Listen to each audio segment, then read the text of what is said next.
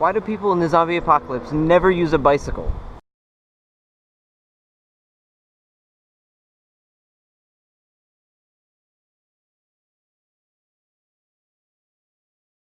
This is something that I really enjoy discussing, but it popped in my head after watching a Topic Town video in which Craig and Matt discussed survival techniques for the zombie apocalypse. Links in the description.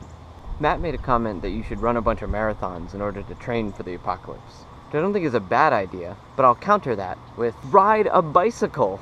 You can go a lot farther for less energy use, you can carry way more gear, and it's a lot more comfortable. Right now, I'm carrying 75 pounds of gear, which doesn't include the weight of the bike. I have camping supplies, cooking supplies, first aid kit, warm clothes, and some of that weight includes luxury items that I wouldn't need at all, like the camera that I'm using to film this, and the laptop that I use to edit this after. So I could replace that weight with more food, or things like a water filter, because finding water can actually be really difficult, and I've struggled with it now. Though some things that I would change. I swapped my tent and sleeping bag for a hammock and a tarp. That way I could be elevated when I'm sleeping. I also don't have any weapons, which would be very important with zombies.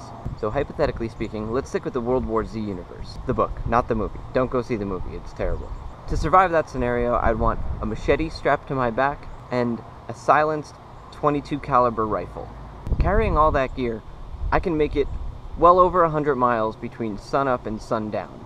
Combining you and a bicycle creates this magical machine where the input is oatmeal and the output is miles. That's porridge in kilometers for all my international friends. You can go faster than farther than if you're on foot, and there's no fuel and way less noise compared to a car.